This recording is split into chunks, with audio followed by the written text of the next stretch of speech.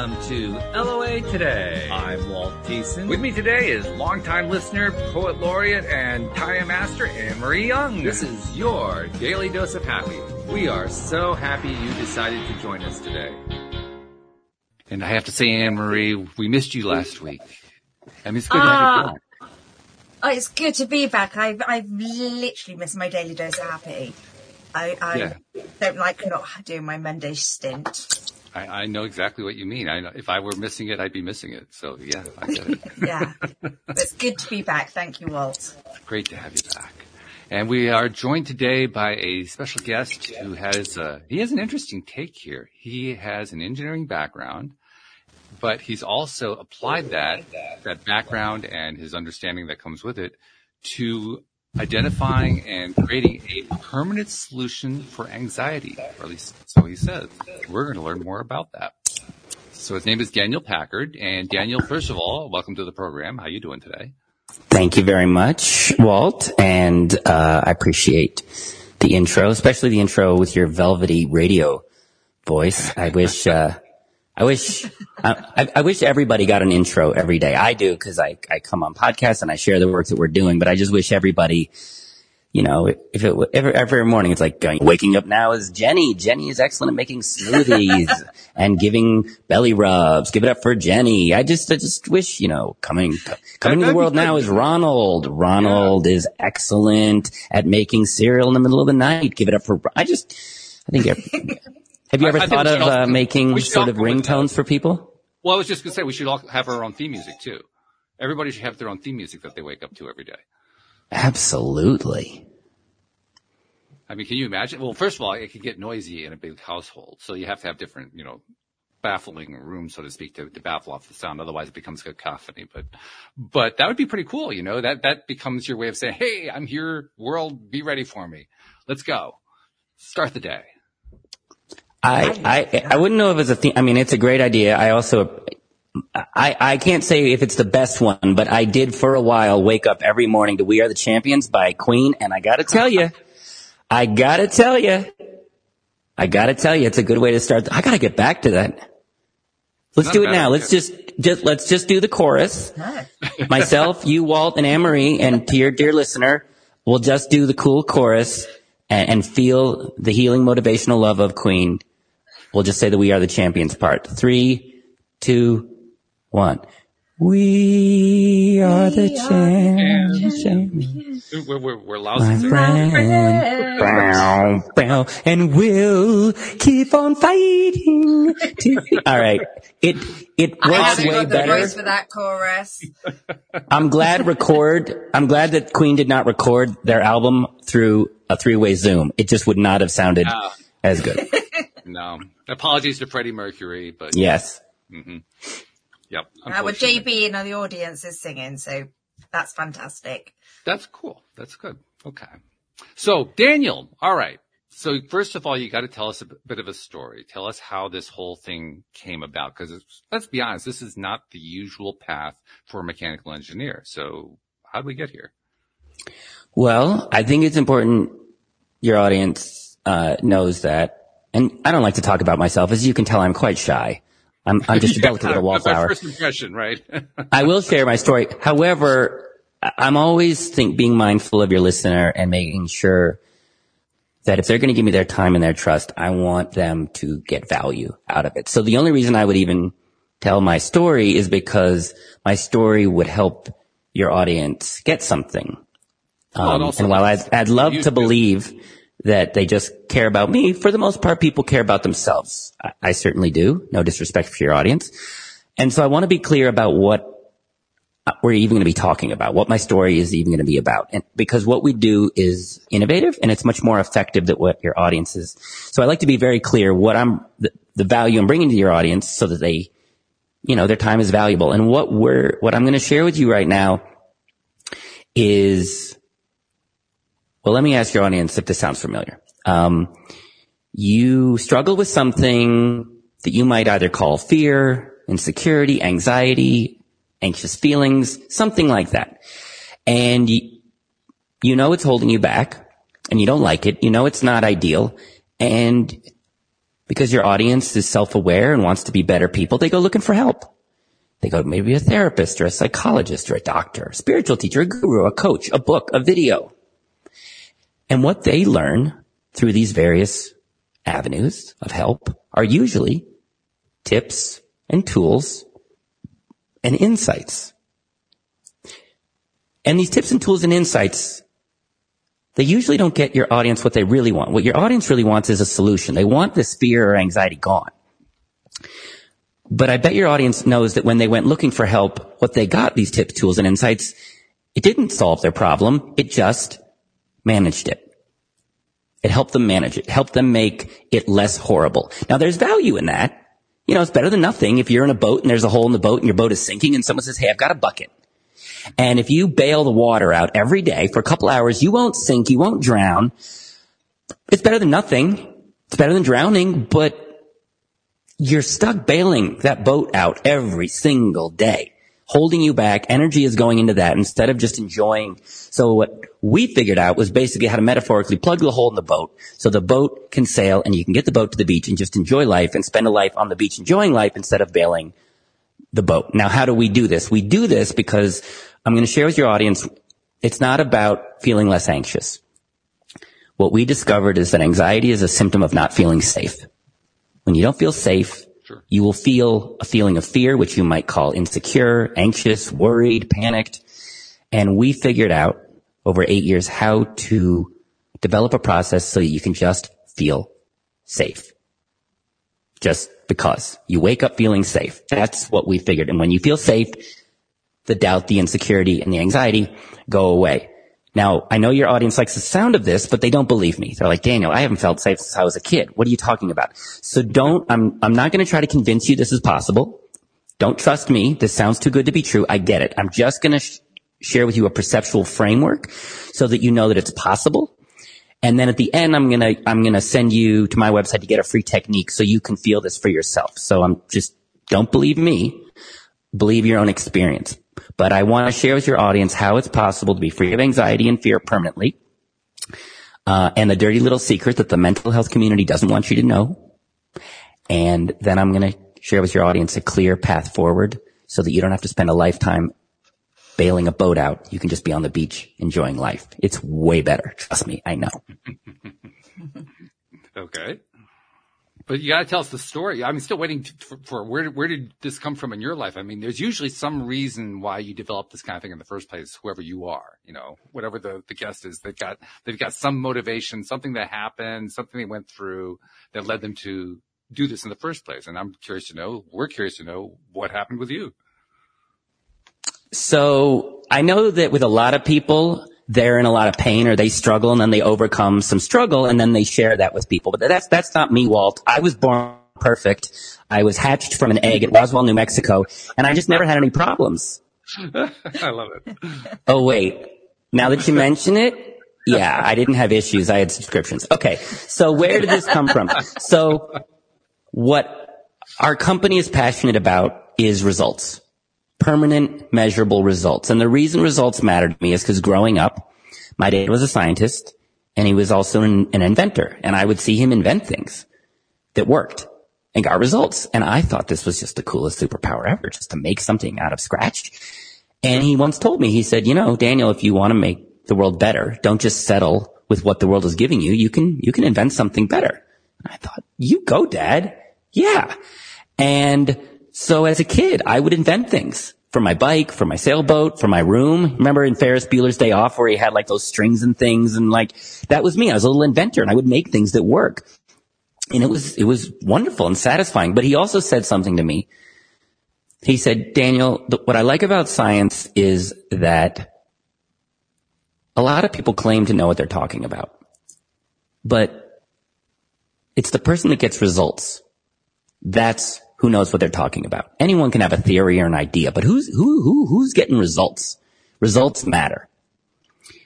And that stuck with me. And so I wanted to become an inventor and make things that work and get results. And so I went to UC Berkeley Engineering School and I got properly trained how to look at complex problems, break them down into individual mechanisms, build a prototype for something, and then test it get data, get results, and then optimize the prototype until you have something that really just works and gets results. It works. It's very satisfying, and it helps the world. And so the good news was I was properly trained to make things work, make machines work. The downside is, and maybe I missed it, they didn't teach me how to make relationships work. I don't know if that was in quantum theory and I just missed it. I don't know. But I came out of engineering school, fell in love, and spoiler alert, did not live happily ever after. We loved each other very much, but she, I don't want to gossip. She didn't have the ability to treat me well. I later found out I was basically in an abusive relationship, but I was too insecure and codependent to leave. And so I made a mistake that your audience would never make, which is I stayed in a relationship way too long. And when I came out of the relationship about 2 weeks later, somebody interrupted me and my body was just filled with terror and panic. And I thought, oh, this isn't good. Well, maybe that'll go away. Next day, somebody was running late to pick me up. And I, again, got filled with terror. And I thought, that's 2 days in a row. That is really not a good sign. And I basically find out that I have severe anxiety and complex PTSD as complications from the abuse I was dealing with. So like your audience, I go looking for help. And I go to therapists. I go to psychologists. I go to doctors. I do the retreats. I read the books. I do the meditations. I do the affirmations. I did the ayahuasca. I did CGT and CBT and EFT and MOUSC. I did all the letters. I did all the letters from experts who had letters at the name. I lettered it out and hoping after 10 years and $100,000, didn't solve anything. Still had it. Still anxious. Still had the PTSD. And at times it would even get worse. And then my friends and family who didn't want to be around me because they didn't want to be around a person in pain, they walked away, leaving me feeling even more broken and alone. And Walt and Anne-Marie, I wouldn't have taken my own life. I knew something was unfolding, but I definitely got why people do. I got it because when you have this and the experts can't help you, you feel trapped and hopeless. So why keep going? So I got it. But I knew just something bigger than me was unfolding, but I was scared and I was pissed and I looked up to the big wisdom, universe, God, whoever's up there pulling the strings. And I was like, what the heck do you want? I didn't say heck. I said, like, what the fudge what do you want from me? I've been at this 10 years, $100,000 all in trying to figure this out. What do you want me to do? I'll do it, and I heard this basic voice, which was kind of what my dad said. It said, if something's not working, invent something better. I went, oh, I thought that meant like bike parts. I didn't think you meant like, but I really had this awareness that this $1 trillion a year industry of therapy, psychology, personal development, spirituality, it manages things, but it doesn't solve anything, really. And I thought, that's just bad results, and results matter. $1 trillion a year gets spent. And I said, could we invent something better? And I also remember what my dad said, which is results matter. And I looked at this industry, this $1 trillion industry, and I said, they don't really measure results. They don't talk about results. They don't back up their results.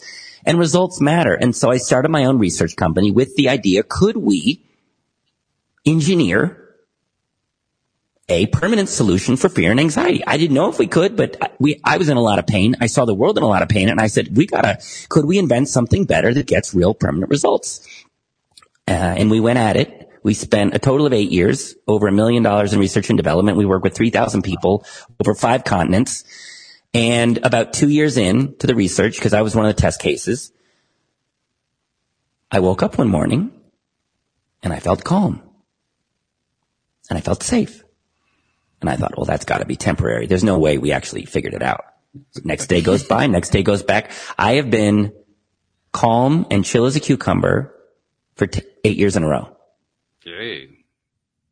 Yeah, it's awesome. But more importantly, my team said, oh, we did it. I was like, no, we didn't do it. We did it with me. But we got to get this to the world. And to get this to the world, we got to make something better. We got to make something that we can put online. We got to make something that's affordable. We got to make something that gets consistent results.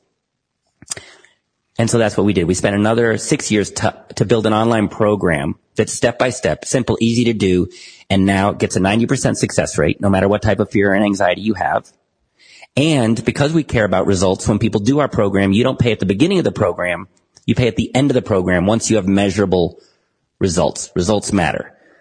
Wow. And the other reason that results matter is, again, on this podcast, all I can share with you is insights. I can't give you a result. But that's why at the end, I want you to go download the free training with technique and apply this to yourself so you can get a real result. Don't listen to me. No, trust me. Get a result that you can trust. Because with this industry, what I'm trying to wake people up to is start demanding results from the people that you ask to help you. Results matter. What do you think about that, Walt and Anne-Marie? I agree totally. Yeah, I mean, same. If you aren't getting results, there's no point. Well, that sounds smart, which it is. And if you go to a car mechanic, if they don't fix your car, you find another mechanic or you don't pay them. Or if you hire a landscaper and you come back and they don't change your garden, you have a problem with that. You might not hire them again or you might not pay them. But is it fair to say that your average person pays a lot of money to therapists, psychologists, coaches, gurus, retreats, and apps, and it doesn't get them permanent results, but yet they keep doing it? I'd say that happens with a degree of frequency, sure. Yeah. So what I'm trying to do is wake people up, because when I spent this $100,000, I didn't have a problem with it. I just thought, oh, maybe it's my fault. Maybe it's just a life of never-ending onion layers. I didn't stop and go, wait, this is BS. This is a lot of money. Man, if I had a broken leg and 10 years and $100,000 later, I still had a broken leg, I'd be like, this doctor sucks. But I spent thousands on these retreats and gurus and never said they're not getting results. So we can't change what I call the improvement industrial complex. They're going to collect their $1 trillion a year and not deliver permanent results. They're doing the best they can. But I'm trying to wake your audience up to see this is a real problem, that we pay and we don't get great results. And I want you to demand results from the people you give your money and time and trust to. Yeah, that's quite understandable, actually. I do want to throw in one proviso. I do think that people are able to get results in many cases, but I don't think it's true for everybody in all cases. I think that, even your program, there's 10% that don't get the results. So, it's just an illustration of how there's no one size fits all for everybody. But there are certain things that are more effective than others, that are more consistently effective than others, and that's always good to look at. It is. Now, I will say, when I say results, I mean permanent results. I mean it's gone and it doesn't come back. That's what I'm saying tends to be very, very rare in the improvement industrial complex. Now, if your audience members have found things out that get you permanent results, great. You don't need me. But if you have anything that you would describe as fear, worry, panic, or anxiety, I have a feeling they haven't found that. I have a feeling they've just gotten, glorified Band-Aids. So if that resonates with your audience and you want permanent results, then yeah, I'm here for you. And if anybody out there has permanently cured their fear, then I want to talk to you, because that's also impressive. But the other thing I want to say is, it's not whether you get results or not. The question is, do results matter? I went to these therapists, psychologists, doctors. They didn't measure. They didn't see how I was doing when I came in and when I came out. And when I came out and didn't get any results, it didn't matter to them. They didn't say, you know what, I'm sorry, I didn't get your results. This isn't your fault. Maybe I need to be better at what I do. Every now and then, we're not able to help people in 6 weeks, which isn't a lot of time. And I will reach out to that person and I'll say, you know what, I'm sorry. Like, you trusted us and we didn't deliver. We're still working on it. And I'll tell them, this isn't your fault. This is our fault. We haven't figured this out. So it's not who gets results or not. It's the staggering non-caring about results that saddens me. I heard this from a therapist because she agreed with me. She's like, you're right. We don't get permanent results. And she told me that in her therapy school training, in her certification training, one of her teachers said, 1/3 of the people you help, you're going to help. 1/3, you're not going to help at all. And 1/3 will actually get worse while you work at them. And she told me this. Now, the issue isn't what this person said. If that's your success rate, that's your success rate. The fact that everybody in that school didn't walk out being like, that is horrible results. If I went to engineering school and my engineering teacher said, we're going to show you how to build a bridge. 1/3 of those bridges will work. 1/3 will be so expensive they'll never get built. And 1/3 will collapse, killing thousands. I wouldn't sit there and be, tell me more. I would say, that is a horrible track record. Get me the heck out of here. So that's my issue, is that this $1 trillion improvement industrial complex doesn't seem to care that much about permanent results. I do, and it's what your audience cares about. Okay, so I'm intrigued. What's this method?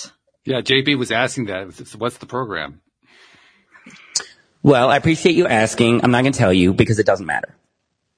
The reason it doesn't matter is because even if I tell your audience what's in the program, they are so skeptical that a solution to this is even possible. They're not going to care about our program. So I'm not here to tell anybody about the program because my mission is to get people to the program. But to get to the program, I don't even talk about the program. I'm going to educate your audience why this is even possible, because then it'll create some hope, because your average person will hear what I'm saying, Daniel, it's too good to be true. You can't just solve this stuff. I've had this my whole life. I've paid all this money. It's confusing. It's complicated. So here's what I'll explain to you is a perceptual framework to understand that fear and anxiety is actually a simple problem and it's solvable. How's that sound? Good start. I'd agree. Okay. So part of the reason that we were able to solve it was our approach. 2 parts. One is we wanted to solve it. Your average mental health professional, therapist, psychologist goes to college, learns management tools and techniques, passes them on to their clients, makes some money. The client comes back and it's a good little business and they get to help some people manage things. It's fine. But they're okay managing things. We weren't. I'm an engineer. Results. I want to solve this bad boy for me and the planet. So part of why we solved it is we tried to solve it. But the other reason we tried to solve it is how did we try to solve it? Well, we didn't try to solve it the way everyone else has been trying to solve it, which is primarily psychologically or spiritually. Now, psychology and spirituality are valuable. They usually give you theoretical insights, ways of understanding what's going on so that you have a map. They also give you constructs and ideas of how to understand what's going on. And that's valuable. But it usually doesn't solve something. If something isn't solvable, you generally can't solve things with theory. You can solve things not with psychology or spirituality, but with mechanics. So we approach this mechanically, not spiritually or psychologically, mechanically. So I want to do kind of a role play with you two and your audience to show that maybe your fear and anxiety isn't complicated. Maybe it is very simple and mechanical. And if it's mechanical, then you can understand what's going on and fix things quickly. So you guys open to a little role play? Sure. Okay. So we're going to do a little role play. And the point of this is to see that perhaps what you're feeling is simple and mechanical. And in this role play, I'm going to ask you a very simple question is what I just did in our role play, do you feel less safe or more safe? So I don't want you to go like, oh, I feel this way, or this reminded me of my ex, or, this reminds me, like, we don't want to explore too much into all the many layers. We just want to say, like, is this sort of seemingly simple and mechanical? And I'm just going to ask you, do you feel more safe or less safe? And the reason is because anxiety is a symptom. It's a symptom, a mechanical symptom of not feeling safe. If you don't feel safe from within, you'll feel a feeling called fear. And then we'll label that feeling of fear, and we'll call it anxiety, worry, panic attacks, insecure, self-doubt. But can you see that really, on some level, anxiety is just a mechanical symptom of not feeling safe from the inside out? Sure. Mm-hmm. Yeah. So that's inner mechanics lesson number 1. You don't have an anxiety problem. You have a not feeling safe from within problem. So there you go. Okay. So now I'm going to show you that there are very simple, predictable things that can either make you feel unsafe or safe. Okay? So in this role play, I'm going to be talking to you, Walt, you, Anne-Marie, and your audience. And when I say the word you, I'm talking to you, Walt, you, Anne-Marie, and you, the audience. Okay? So. Yep. Let's first practice our little role play with the word you. Pop quiz to you. You means Walt, Anne-Marie, and you, audience member. Okay. Pop quiz to you. Anxiety is A, a symptom of being around your in-laws too much, or B, a symptom of not feeling safe? Hey. I'll choose B. I'll choose B. Yeah. B. Gold stars to you. Okay. And by you, I mean you, Walt, you, Anne-Marie. Okay. So here we go. In this role play, I'm talking to you, and we are friends in this role play. Okay? And on the count of 3, I want you to say, hey, Daniel, I need your help. Okay? We're friends. And on the count of 3, I want you to say, hey, Daniel, I need some help. Okay? On the count of 3. 1, 2, 3. Hey, Daniel, I need some help. I don't know why you're telling me, and honestly, I don't really care. I care about all these other people. Maybe after I've taken care of them, maybe I'll get to you last, but honestly, I need them to like me, so I'm really dealing with that. You're dead last, so if you're in any type of danger or you're worried, I don't really care. You're kind of on your own, and actually, if I'm upset, I'll attack you because I don't know how to do any different. This is an interesting sales pitch, I have to say. Okay.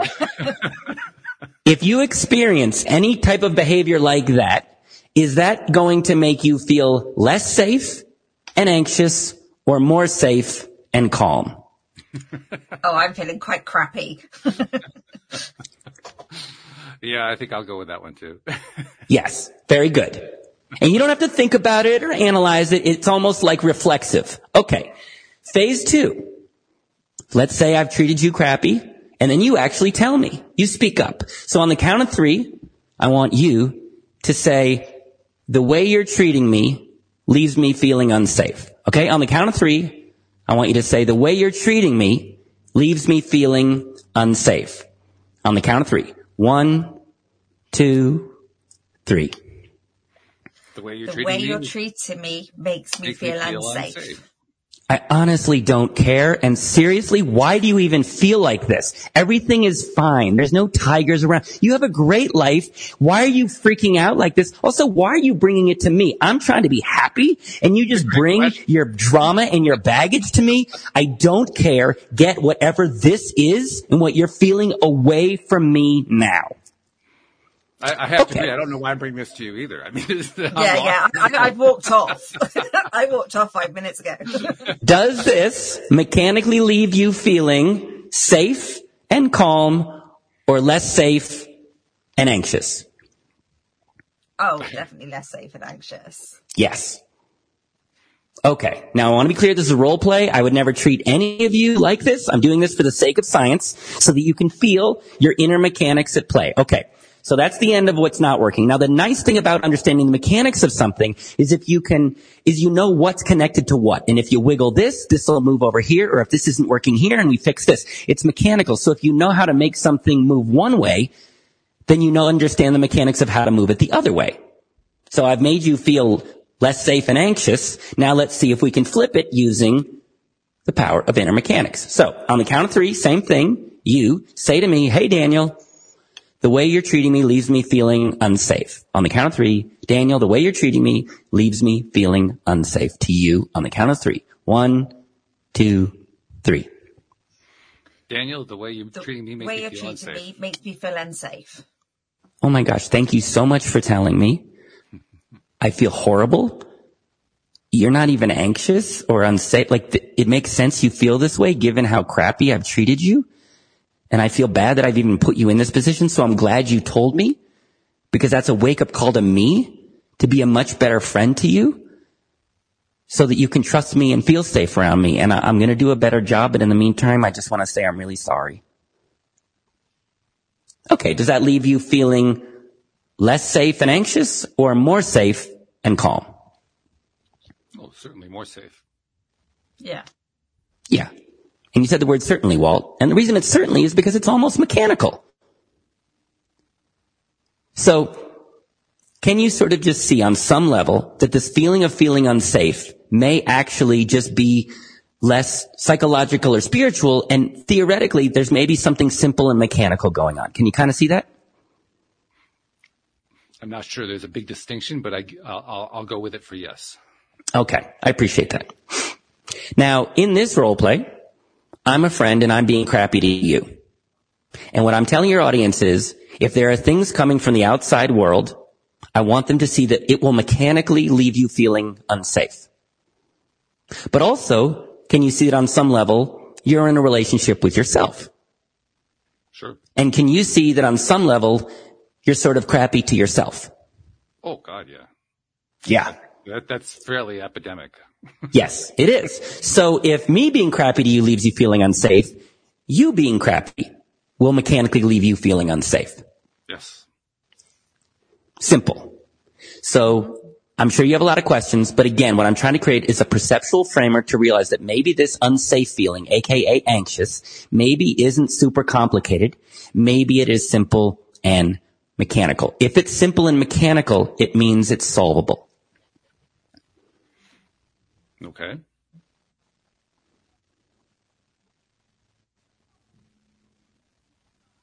Oh, is that the end? Okay. I was waiting. I thought there was more coming after that. Sorry. That's okay. I appreciate you leaving space for me to talk, but no, that's my point. That's it. Okay.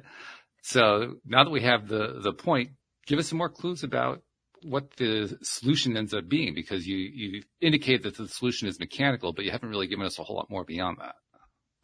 That's true. Because I'm just trying to create an experience to lay out the framework that this is simple. Because your audience thinks it's complicated. Because again, if I tell your audience, hey, this is simple, they can't process it.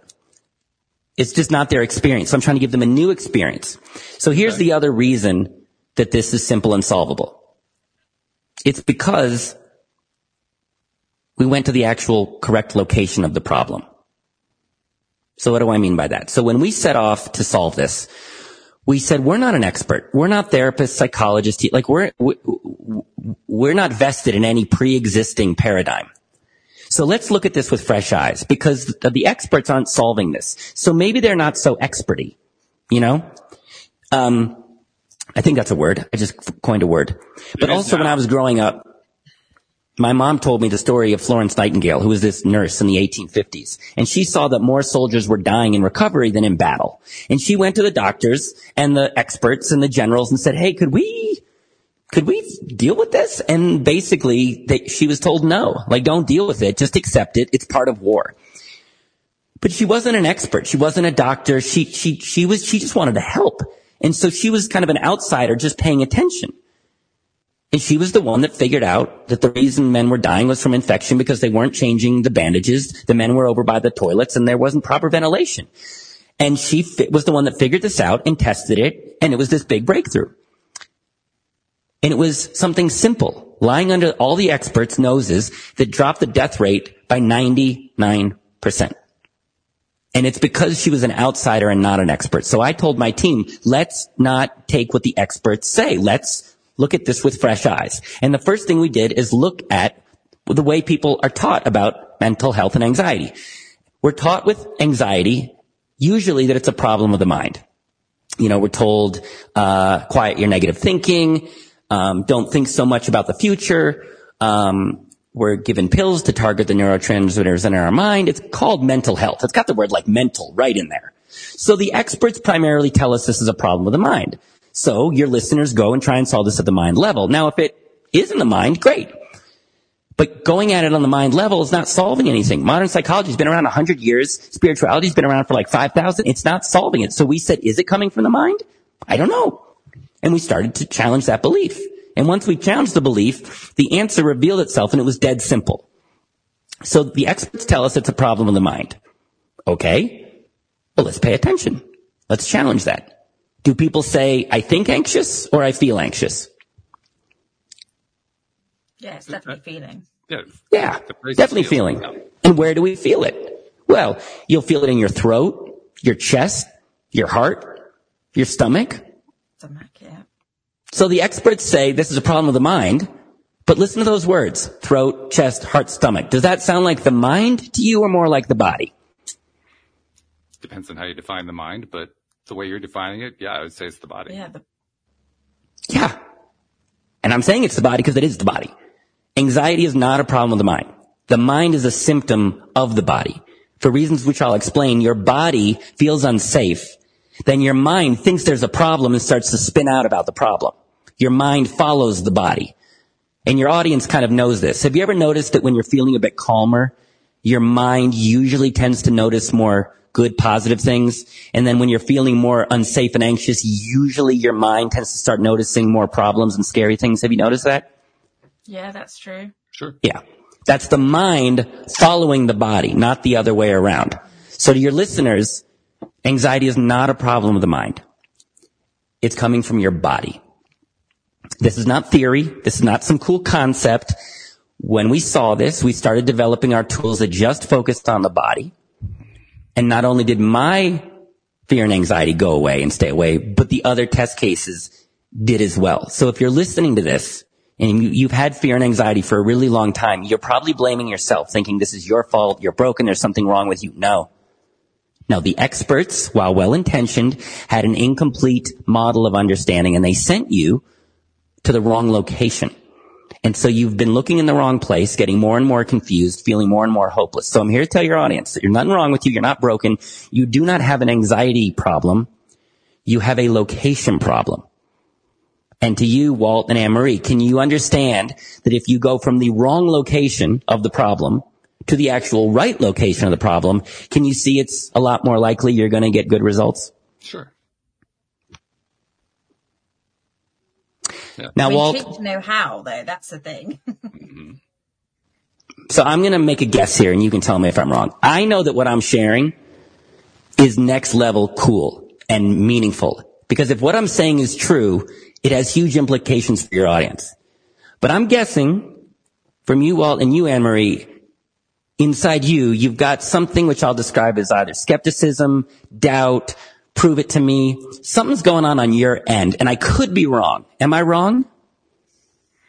Well, there's always something going on. I think if I were going to summarize for myself what it is, I'm just waiting for what comes next. I try not to prejudge. I try to find out, okay, what's the data? Well, I appreciate that, because that is all that matters. But usually if someone says, okay, what comes next, usually it's because they're not appreciating what just showed up or valuing what just showed up. Is that true? It often can be. Certainly there's a lot of value in appreciating what does show up. I mean, appreciating now is a big deal. Okay.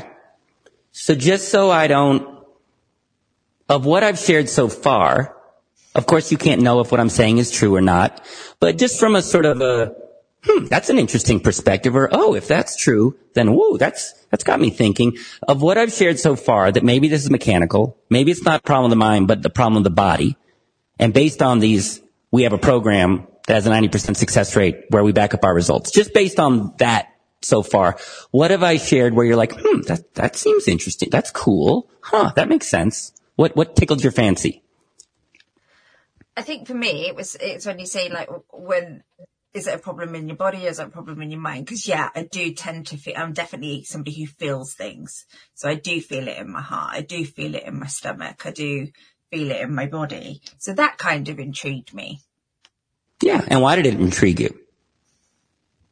Because, like you say, quite often you think it's in your mind. And I do try and pay attention to my body, but I never realized it was my body before my head.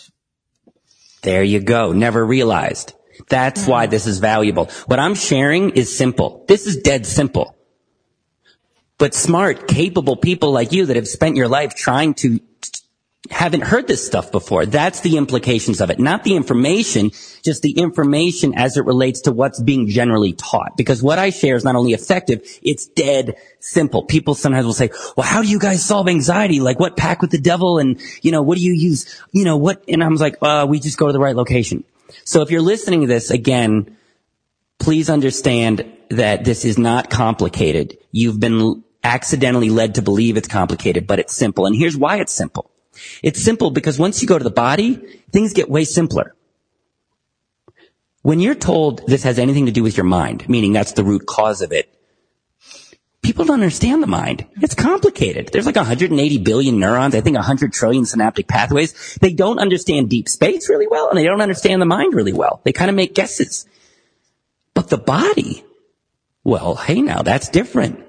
We have a lot of understanding of the body. We understand the skeleton and the arteries and the ligaments and the lungs. There's a lot to the body that we understand and have had success going from things not working to working. If you've ever had pain in your teeth and you go to the dentist, you've known, hey, body problems can be solved. I blew my knee out when I was 21 trying to impress a girl with dance moves. I saw a music video where somebody flipped off a wall. And so I thought, I'll flip off a wall and I'll impress her. But I didn't stop and think, I wonder if I can flip off a wall. So I got about halfway up the wall, realized I can't flip off a wall, and then sort of pushed off the wall, still trying to look cool. And I landed and had that cool sort of superhero land on one knee, but I felt my entire knee explode. Ouch. Yeah, but I smiled. I let her know. I didn't let her know. Got the girl, but went to a knee doctor and he's like, yeah, you completely ruptured your ACL. And I said, well, that's no good. He said, well, no, because we can repair it. So a knee is mechanical. They repaired it. I've never had any knee pain. I'm a dance machine. So that's because it's in the body. So once you're in the body, things get way simpler. So I said to my team, it's not enough to just know it's in the body. We need to understand why it's in the body and how to solve it. But once you go to the body, that becomes simple. Why? Because the body is made of systems.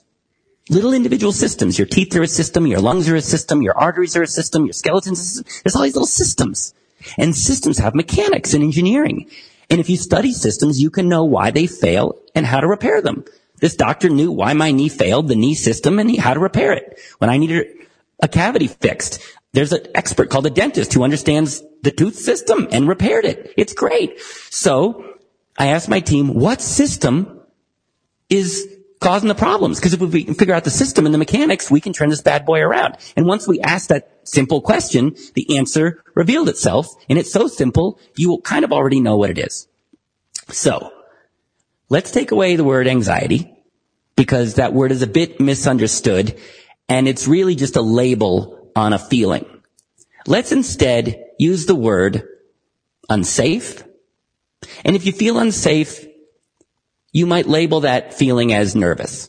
So let's just go with the word nervous. Everyone's feeling little or a lot nervous. You could call it a little bit nervous is nervous, more nervous is worry, extra nervous is anxious, super duper nervous, panic attack. So let's take out all those labels and just say a lot of people are walking around on this planet feeling more nervous than they quote unquote should be.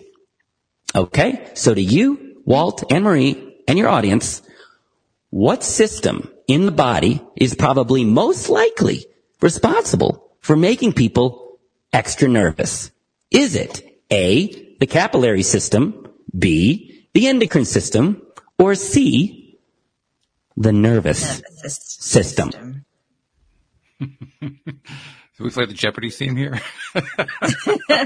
Do, do, do, do, do, do, do, do. What say you, Walt? A, B, or C? Yeah, I think I'm going to go with the nervous system. Gold stars to you, Walt, to you, Anne-Marie, and your audience. And why am I giving gold stars to all three of you? Because that I know that all of you said that. Anne-Marie even gave the answer before I even got to it. I thought you were spacey. Sorry. No, it's good. It's because you knew the answer. Why? Because the answer is obvious and simple. You've got millions of people feeling extra nervous. There's a system in the body that's got the word nervous right in there. Doesn't that just sort of make sense? That's where to look? But these mental health experts go, you know what? No. Let's call this a brain disorder. What is wrong with you? Now, if they had solved it, fine. But 100 years of modern psychology, anxiety's on the rise, suicide's on the rise, opioid epidemic, and still there's a nervous system. People are extra nervous, and the experts are like, let's look at the mind. No, guys, I'm sorry. The answer is everybody has a nervous system. It's a mechanical system, and we know that systems can malfunction and get out of whack. So your audience, I'm telling you, you are not broken. There's nothing wrong with you. You're not an anxious person. You don't have anxiety. You don't have a mental disorder or a mental illness. You have a system in your body called the nervous system. The nervous system is responsible for making you feel safe or unsafe. For reasons which I'll explain, it's malfunctioning and you're feeling unsafe when you should feel safe. And because your nervous system is malfunctioning, you feel unsafe, which then creates a feeling of nervousness, aka anxiety, doubt, insecurity. Now, the downside is, this is what's going on, not theory. This is what allowed my anxiety to go away permanently and never come back. It's what allows us to have our clients' anxiety go away and never come back. But the downside is the experts didn't know this, so they're not able to solve your problem. The good news is, a nervous system, like all systems in the body, are mechanical. And we already have an experience where mechanical systems, we know they can malfunction, and they know they can be repaired. So to your audience, you just have a mechanical system issue. It's just a little wobbly, making you feel unsafe, but it's completely solvable. One thing I do want to throw in, just as a clarification, I do believe the brain actually is part of the nervous system. Yep. There's a lot of things that are part of, because there's a mind-body connection and things are connected. The question is it part of, or is it the root cause of? Absolutely. If you feel unsafe in your body, your mind will then start to spin. And when your mind does things, or your mind is off balance, it'll make your body off balance, and you'll get stuck into like a cycle. So it's connected. It's part of it. It's just a question of what's the root cause and what's an understanding that allows us to solve it. So yes, the mind is part of it. But I'm just here to tell you, when we developed a set of tools that repaired the nervous system so that I felt safe, the quote-unquote other issues in my mind went quiet with it. I had a client 2 months ago come to me, and she said, not only am I anxious in the body, but my mind is constantly racing, criticizing me, yelling at me, scaring the crap out of me. And I said, I know, it's a symptom of the body. And I said, in this program, we're going to go at the body, the actual root cause, because your mind is a symptom. Your mind is also going to go quiet. And she said, look, if you could get both, like, I don't need both, but sounds good. She didn't believe me. I get that. So about 3 weeks in, she sends us a message, and she's like, I didn't believe what Daniel said, but I get it. She said, I woke up for the first time in years. She said, I felt much calmer, much safer. She said, but also for the first time in years, that horrible, negative, scary mind, it wasn't yelling anymore. It was just whispering. And she was just so grateful, because it gave her the ability to be more present and more joyful and more confident. So absolutely, Walt, the mind is part of it. But when you go at the nervous system body level, that's the root cause. And so you address the body and the mind simultaneously. It's a win-win. It's way more efficient. I actually was saying that the brain is part of the nervous system. You tied in the mind, and certainly people associate the mind with the brain. I actually differentiate between them, but I get what you're saying. Well, that's a valid point. I'm sorry. I misheard that. I would argue that what I said still applies somewhat. Sure. But also I would just say everybody that has gone through our program, last I checked, had a brain. And otherwise they're not really conscious. Yeah. Yeah. So there's a lot of connected pieces. I mean, when you're anxious, you can feel it in your toes. You know, there's a lot of connected pieces. The question is, what's the root cause, and where do we go at it so it's solvable? Mm-hmm. Okay. Yeah. Do you have questions at this point, Anne-Marie? I can dive in if you don't, but I'll let you go first. I don't have questions. I just know that if I ever feel anxious, which, I mean, after my second child, I did have like postnatal anxiety, and a lot of stuff happened, and I didn't feel safe. I don't tend to feel that often now, but I literally just go straight to my heart and breathe through my heart. So I know I don't go to my mind. I know I already go to my body. Yes, great. And we're not the only ones that understand the body is either the root cause or the smartest, most effective way to address this. Like, it's sort of common sense. I mean, people do breathing exercises. As you just said, Anne-Marie, you connect your body and that works. Why? Because you're in the right location. But also, there's the famous book by Bessel van der Kolk, Body Keeps the Score. There's the work by Gabor Mate and Russell Kennedy. Like, there are people that understand the body is the primary root cause. Now, a lot of therapists and psychologists and spiritual teachers don't get this, but there are people that do. The issue is the people that get it's in the body tend to give you approaches that will just manage it. breathing exercises, exercising, certain types of body reprogramming, usually it doesn't solve it. It's surface level. And so one of the big breakthroughs that we saw in our research is every system has gradations of health. And depending on the gradation of the health of the system, different tools will work at different levels. So what do I mean by this? Okay, take your teeth. If you just have a little bit of unhealth in your teeth, you'll have some puffy gums, maybe some bleeding in your gums. If that's all it is, then just some surface level brushing and flossing will get the job done. However, if your teeth go into a real state of disrepair, if the root of the tooth becomes infected and you need a root canal, can you see that surface level brushing and flossing won't get the job done? Not going to cut it. Not going to cut it. And why is it not going to cut it? Because it's too far. It's too deep. Exactly. It's gone too far. So what we saw is the nervous system is in a heavy state of disrepair. And so surface level things like breathing exercises, taking warm baths, things that address the body, they're not going deep enough. They're not doing a very important thing that we figured out how to do. They're not repairing the system.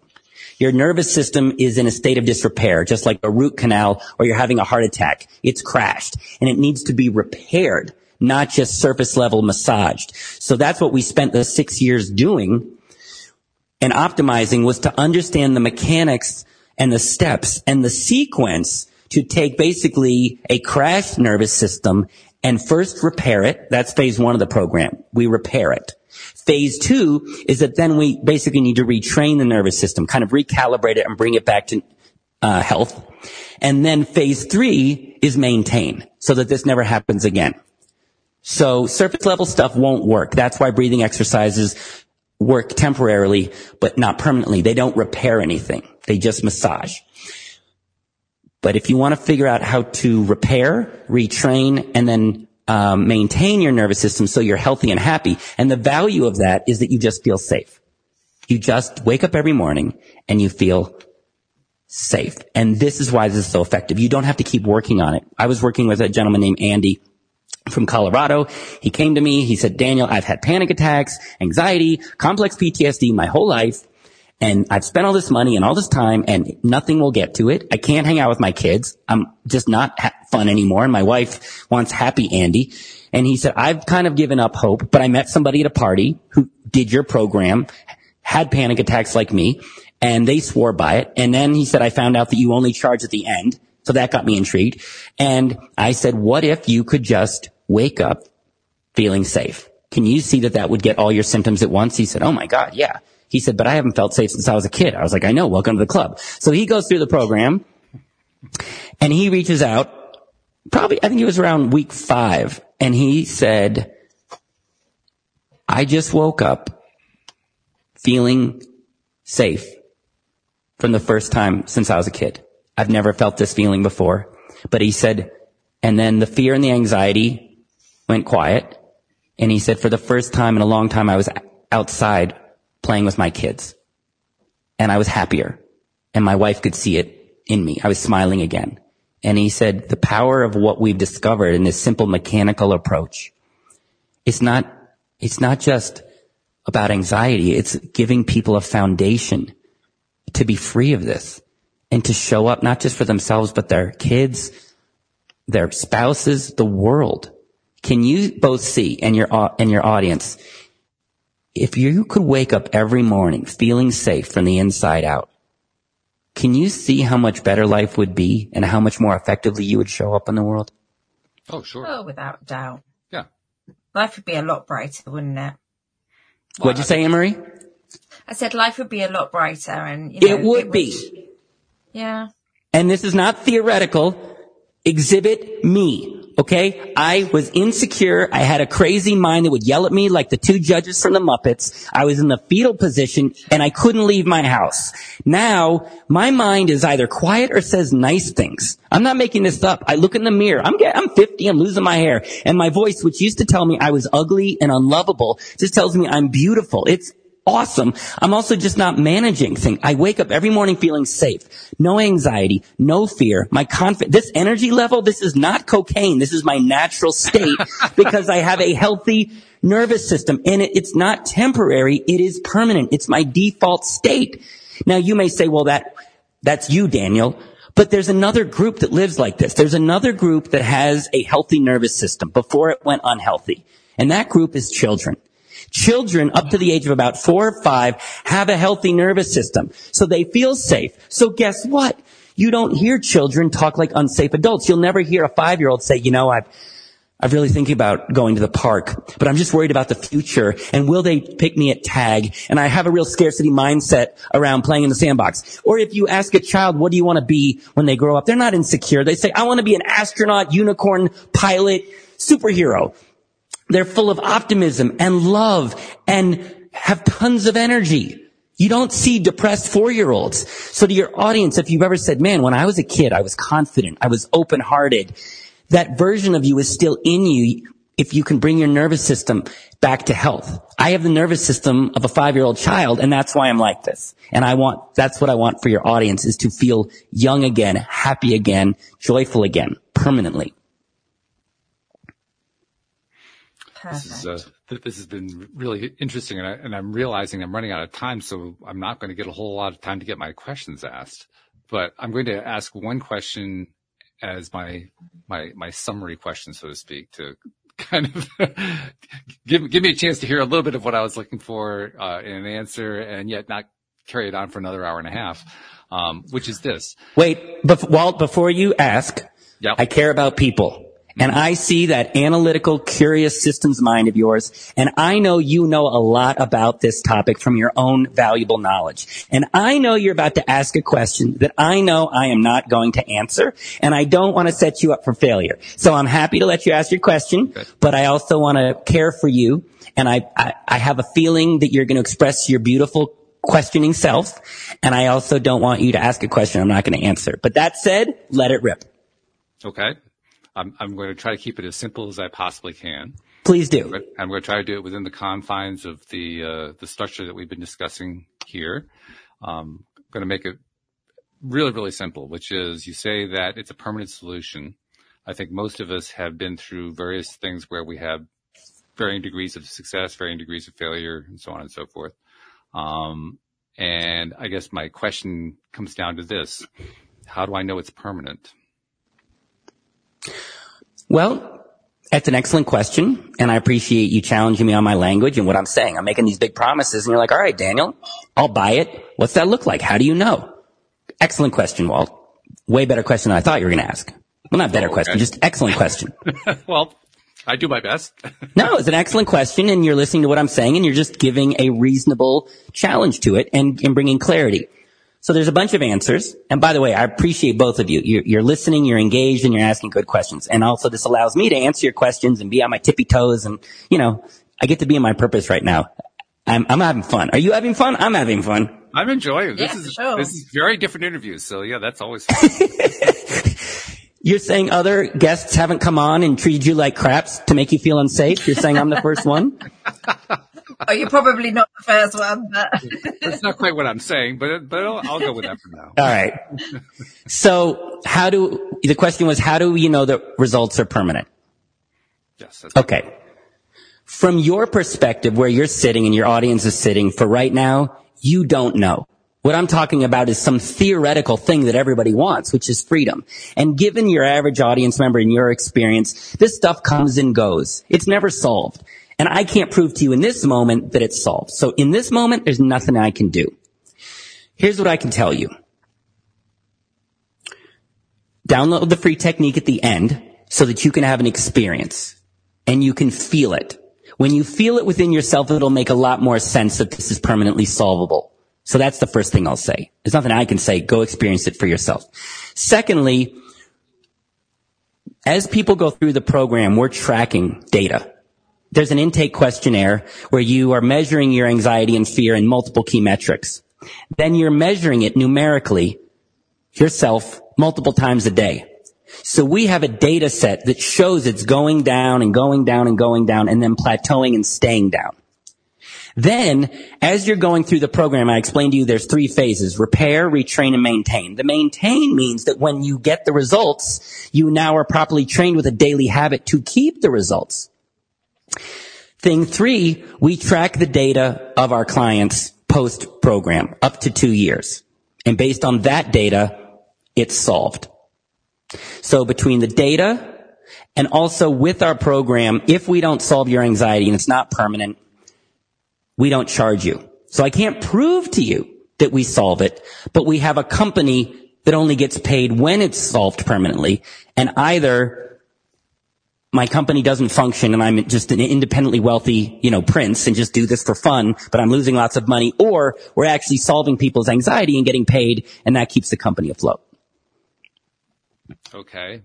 I still have my question though. My question, I don't think is perhaps, like you said, maybe you can't answer it. Maybe it's not possible to answer it within the current context. But even with what you just said, the question remains. I mean, you don't get paid until it's a permanent solution, but how do I know that it's permanent? It's a chicken or egg situation. Like at some point I have to come to the conclusion that it's permanent for you to get paid.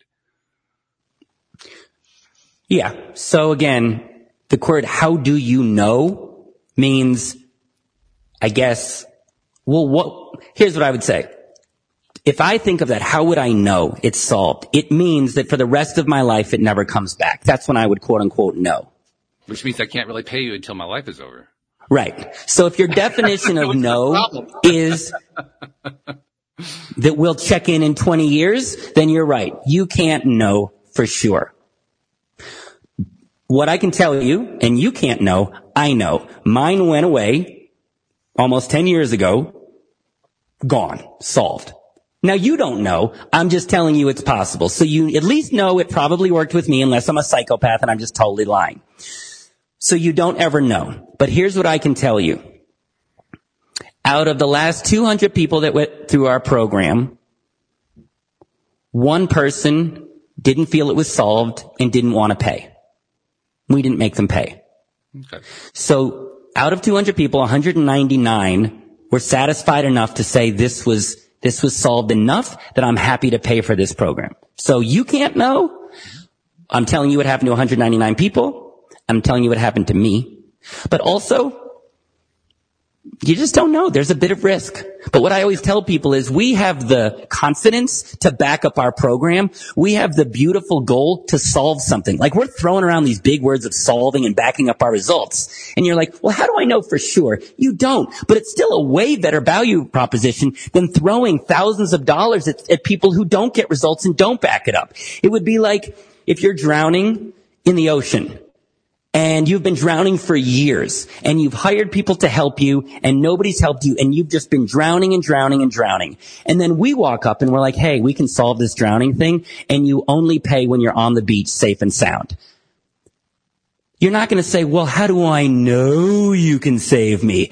How do I know you have a boat? How do I know? You don't know. But it sounds a lot better than just being stuck paying a lot of money and time to just stuck drowning. So how do you know? You don't. But I have a feeling to your audience listening to this that what I'm sharing with you, even without 100% knowing, still sounds a heck of a lot better than what they've been doing in the past. I think the key phrase that you used that really brought it home was they feel good enough that it's permanent. It feels permanent enough. And I think that really is the root of it right there. If it feels like it's good enough, then value has been transferred and people have gotten out of what they wanted to get. I think it really comes down to what does permanent mean to you? And permanent's going to mean something different to every person. But when so many people say, yep, that's permanent enough for me, that sounds like a win to me. Yeah. And it's, people have different results. There are people that literally come out with just, it's gone, panic attack, gone, and just gone. Then there are people that feel 80%, and also remember the program is only 6 weeks. It's not that long. So to be trying to pull this off in 6 weeks. So some people come through the program, they get about a 70% improvement, and then they just keep using the tools to go lower and lower and lower. But that 70 never goes away. You keep that and you have a toolkit to keep going. So to a lot of people, you got me 70% calmer permanently in 6 weeks. Yeah, even it's a huge win. So everyone's going to have their definition of solved. But what matters is, will they feel justified paying our fee. And when you figure that the average person might spend $5,000 to $10,000 a year on therapy and retreats and psychology and apps and get no solution, our program is $2,000 and guarantees a permanent solution. That's a sweet deal, man. That is a sweet deal. So now it comes to the $2,000 question, which is, how do they find it? How do they find what? The program. Well, thank you for asking.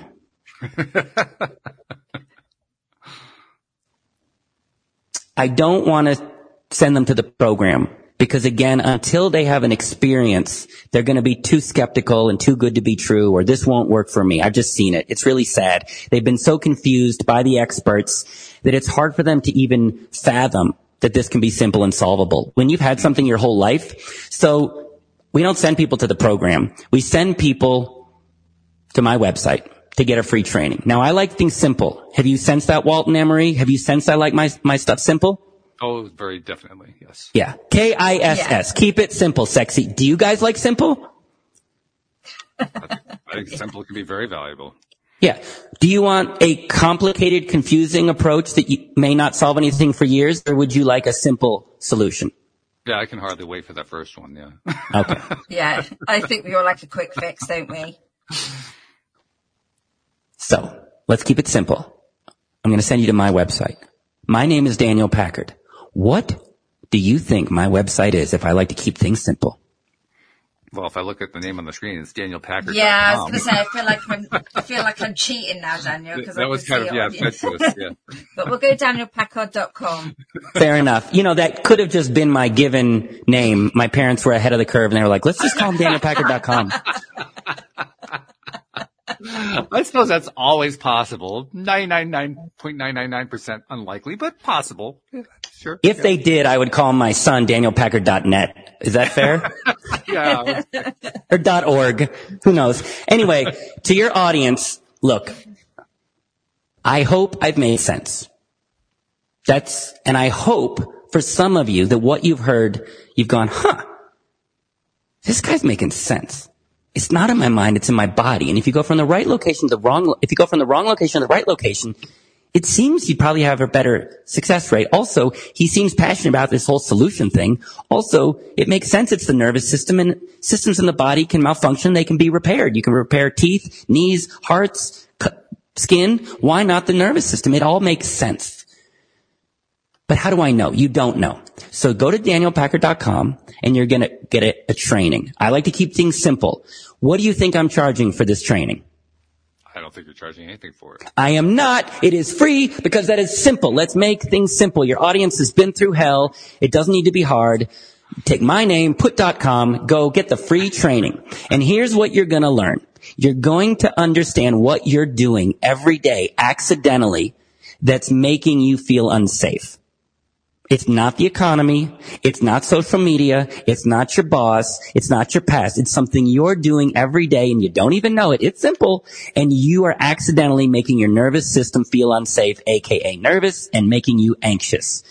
Then you're going to understand theoretically how to repair your nervous system so you can feel safe. Then you're going to apply one of our techniques. It's not the whole system, but it's one of our techniques that we chose because it works quickly and you can feel it working quickly. You're going to apply this technique and you are going to feel measurably, because you're going to measure it, measurably safer and less anxious. And something that used to make you feel unsafe and anxious before won't make you feel that way. You're going to feel safer and less anxious. Even though the outside world is the same, you're going to feel different because you aren't the same. You're going to feel safer. And what that's going to give you is your own experience to not only show you how this process works, but more importantly, that it works for you. You can't trust me. I'm just saying stuff. I could be a total pathological liar. You can only trust your experience. So you've had a lot of negative experiences that have told you this is a complicated life sentence. I want to give you a new experience to give you hope of possibility that you can get rid of this permanently and that it could even be simple. So if you think 45 minutes is a good use of time to understand why you feel unsafe and then how to feel safe, so that you can wake up every morning feeling calm and more confident, so you can be happier and more joyful and show up to not only yourself, but your family and the world permanently? If that sounds good to you, you come to my website, which is what, Walt and Anne-Marie? DanielPackard.com. Booyah. I have to say, this has been one of the more interesting interviews we've had in quite some time, Anne-Marie, but I always like to go to you to get the summary. So have you thought about what it is the one thing that you want to pull out of all that stuff that Daniel was bringing our way as the big takeaway for the day? I think I think anything that is going to help you look after yourself, your mind, your body, is worth a try.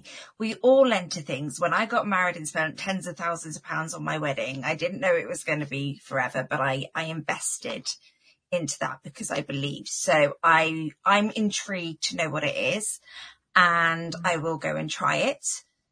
And I think, what have you got to lose? It sounds exciting. And if it works for you, amazing. See, Daniel, this is why I have Anne-Marie do my summaries. I mean, she's really good at it. Well, not only did I work really hard to take this complicated topic and make it simple and give people hope. I really work hard. Like my presentation, I didn't just wake up this morning. I mean, I work on it because I know that communicating this effectively is how we're going to help people. And what you said, Anne-Marie, was exactly the outcome, is to be curious, just to be curious, not convinced, just curious.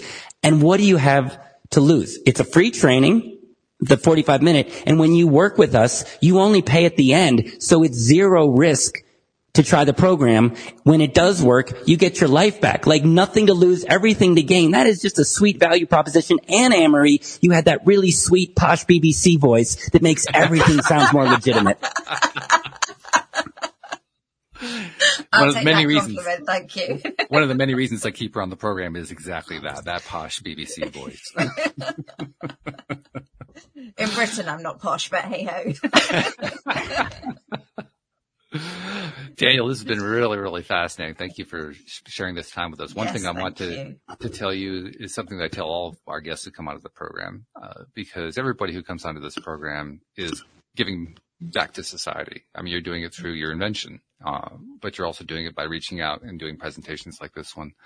And very often we don't get recognized for certain things where these gift valuations are concerned. We give things to people we've never met, we've never seen, never will meet, never will see. And we just through the presentation, we help them in ways we never even find out about. And we don't get thanked for it. So on behalf of those people you've never met and you've never seen, thank you for what you've been giving, because you're making a difference in this world, even before they go to DanielPackard.com. Thank you, Walt. And I appreciate you taking the time to say that. And it's true. The average person feels very unseen and unappreciated. So thank you for seeing that and wanting to just do the important, simple things that matter, which is to appreciate people, recognize people, to understand people. And then also it resonates with me because when we developed this program, we thought, oh my God, we're going to help millions. It solves this pain point, and it's all online and it's relatively affordable, and we back up our results. We're going to help millions. We're helping some, but we're not helping nearly enough people. Why? Because people are so damn skeptical, because everything they've tried hasn't worked yet. So they assume this won't work. So I'm out here trying to save the planet, and constantly we get, oh, you're a scam. Well, how do you know? What about this? And I'm like, I'm trying to get you in the lifeboat. Look, I'm fine. I don't need this. I feel safe. I'm trying to help. But because people can't process it, we don't get it. I get appreciated by the people that get in the lifeboat and have their lives back. But 30 years from now, what we're teaching is going to become common knowledge. Just like it took about 30 years for what Florence Nightingale taught, it took about 30 years for that to catch on. But she got criticized heavily by the medical community because what she discovered was more effective and simple. That's what we've got. So we get more hate than appreciation. So that's okay. I've signed up for this. But I appreciate you, Walt, for taking the time to just see and appreciate what we're doing, because it is incredible and it's nice to be seen for that. Very good. Excellent. So thank you once again for joining us, Anne-Marie. As usual, thank you. And good to have you back again. I mean, we really did miss you there. Yeah. I've loved it. Thank you, Walt. And thank you to our podcast listeners everywhere. We will see you all next time here on LOA Today.